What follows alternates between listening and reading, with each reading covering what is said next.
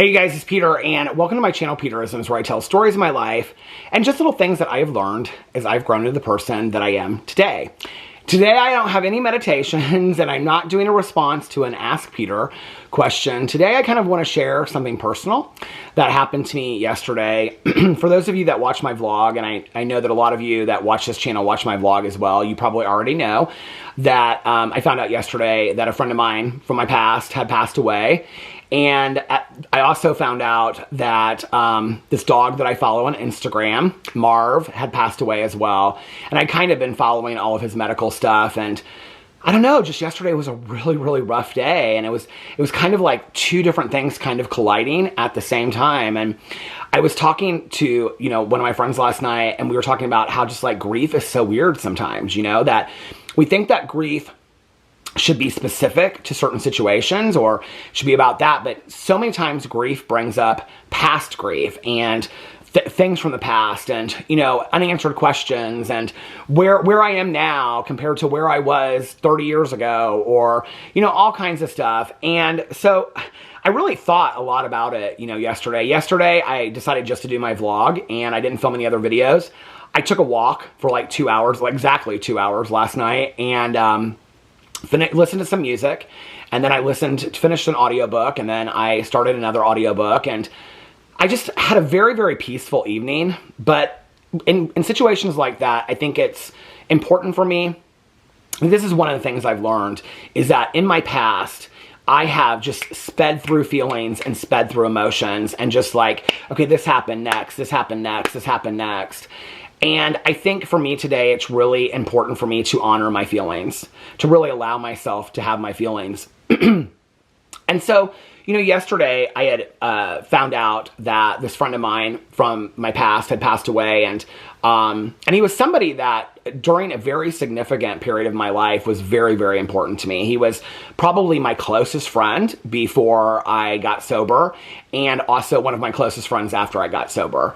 And I was sharing yesterday in my vlog that I remember the last picture that I have of him and I actually found it, is from when he was sitting in this leather chair that I still have downstairs. It's the chair that I have next to the bookshelf. He was sitting in that chair. My mom was like sitting on his knee, and it was like at a Halloween party, because my mom used to always host these Halloween parties. And I was thinking about that, and I was thinking about how life had really changed, and it was like, I saw a lot of people posting online about him last night, and they were saying like, years had kind of separated us, and I hadn't seen him in years, or I hadn't talked about him in years. And my story was very similar to that, My husband was asking me, he was like, when's the last time that you talked to him? And I was like, it's been a couple years since the last time I talked to him, And I remember the last time that we talked, it was like, it was very similar to, years and years before. And we just kind of caught up and talked about our lives and talked about the good old times, and people were sharing stories. It was funny because people were sharing stories online of things that like I never knew, and things that I totally remembered and was there for. And I don't know, it was just, I think that part, I think I'm going to bring up both of these differently, but that part of it, of losing him, and it's hard because like I hadn't talked to him in years, but it's weird when a contemporary of yours passes away. I've said this for a long time in videos, that when your contemporaries or when people your own age start passing away, you really start questioning your own mortality.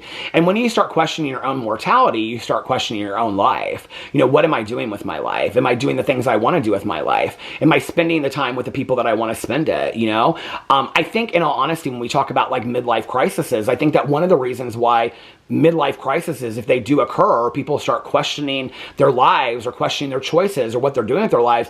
I think that, and maybe this is something that just occurred to me yesterday, I don't know. I think that one of the reasons why that happens is because at around that time, at around between like 35 to 45, is when parents and grandparents start passing away, and friends of ours start passing away from, all different kinds of things. And so all of a sudden, in my youth, I have like a grandparent that passed or a friend of a family member, but it wasn't as relevant. Whereas today, I've had so many people in my life that have passed away.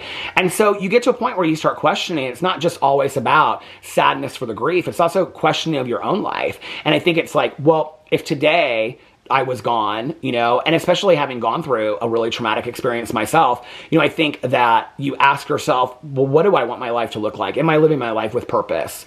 Am I doing the things and spending my time with the people and doing the things that I want to do today? Like, how am I living my life? Am I living life with intention? Am I doing things that make me happy? Or am I doing a lot of things that I feel obligated to, you know? And one of the reasons why I say that I think like this idea of like a midlife crisis happens is because I think when you start losing people, the reflection to that, it's, you know, like when I got sober, we talk about character defects. I was always taught to practice the opposite. So if one of your character defects is impatience, then you have to practice patience. And so like one of the things I was told was, you know, to wait and put myself at the end of a long line and wait, and that will teach you patience. But if you think about that when somebody's passing, the opposite reaction to that is to think about your life. And I think we all do that. I don't think we feel right doing it, because I think in that moment we feel like that's selfish, but I think that's a natural response. So when somebody that, especially if it's somebody close to our age, passes, that we immediately think, okay, what does that say for my life, where I'm at in my life, you know, and what am I doing with my life? And I think yesterday I really thought about that, you know, and I really thought about, you know, like, you know, after the accident, I felt like I shouldn't be here anymore. And I am here. And so now what am I doing? What am I doing with my life? Am I going to places I want to go? Am I spending the time the way that I want to spend it? And so it's asking myself a lot of really intentional questions that I think are important. That I think that, you know, the grieving and the missing of the person that's passed is really important, and the paying honor to and homage to that person. And I did. And I found all these pictures last night and things like that, you know, and was kind of thinking about all these fun times with us, and also very meaningful times. At the same time, you know, it made me think, it's been so long since those days, you know, and where am I at today? And what does my life speak of today? And so I think grief does that to us. I think grief is this weird thing, like I was saying to my friends last night, like sometimes grief is a weird process, you know, and you never know when it's going to come out. When I first heard the news, it wasn't like my immediate reaction. I mean, my immediate reaction was shock. And I was like, I cannot believe this. Like, he was always so healthy, you know, like I don't know. The first thing that I hear about this friend of mine from the past and years is that he's passed away. I don't know. I was just in shock. But I think like the more I thought about it, the more it was kind of like a reflection of my life, you know, and wondering, like, I was telling my friend this last night, I think I said this in the vlog too, that in asking somebody that he was close to, I said to them, you know, was he happy? I want to know that my friend was happy in his life. I want to know that my friend had a good life, that lived a good life, you know? And I think that question is inherent to me as well. Like, am I happy? I think it's a question that I would ask myself. Like, are you happy? Are there things that you could be doing that would make you feel more fulfilled or happier, you know? And so it's going through my life and looking at all that kind of stuff. And so then that happened. And then I found out that this little dog that I follow on Instagram, Marv, that he had passed away. And I had been following the whole medical situation that was going on for like the last 24 hours. And I was very upset. I mean, this little dog has inspired me so much. I mean, he's a dog that had overcrowding of his teeth, and they didn't really know what his genetic disorders were, but he couldn't walk, and he couldn't really get out of a bed. He had to be carried everywhere. He had to be fed. And, you know, I follow a lot of these little animals online, and they really inspire me.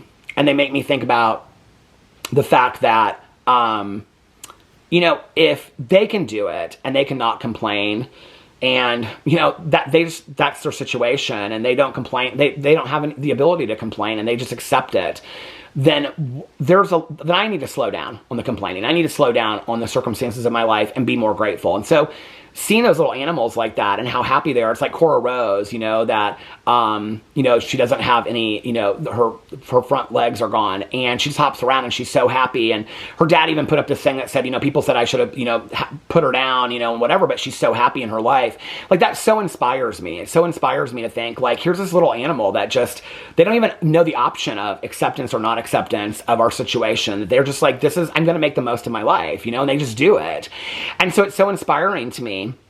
And I was so sad, and I was really sad, you know, obviously for Marv, and I miss the little guy, and it makes me so sad. He was, you know, and a lot of people, like, I put up something, and a lot of people messaged me and said, well, he's probably like in heaven now, and he's happier. And I believe that. I do believe that, you know, and his mom's put up something about being on the you know, crossing the Rainbow Bridge, and I don't know, that Rainbow Bridge thing is so weird to me. Sometimes I love it, and sometimes it pisses me off, in all honesty, you know. I mean, it just makes me sad that we even have to have a Rainbow Bridge. I think it's a nice concept, you know, but I really felt for his moms, and I really felt for them so much, and how they had really like just like doted on and taken care of this little guy so much. And it really reminded me so much of like losing Boo and losing Tucker and losing Pee-Pee, our 3 dogs, you know. And now that the house is rather silent, and people know that I've been like, you know, thinking about getting another rescue, and I don't know when the time is going to be. But it really brought up like watching the passing of Marv, and how his moms were reacting to it, and how grateful they were. And I got a lot of that. I got so much support when our dogs passed away online, you know, and from our friends and family. But all of that brought up all those old feelings to me again, of going through it with Boo, to the point where I thought that I was doing okay. But then yesterday, I don't know that I really was doing okay. It brought up, I know a lot of it was about Marv, because I think he's a sweet little dog, but I literally sat here, you know, in bed yesterday, just bawling my eyes out, looking at these pictures of him. And then I went back and I was looking at pictures of our dogs.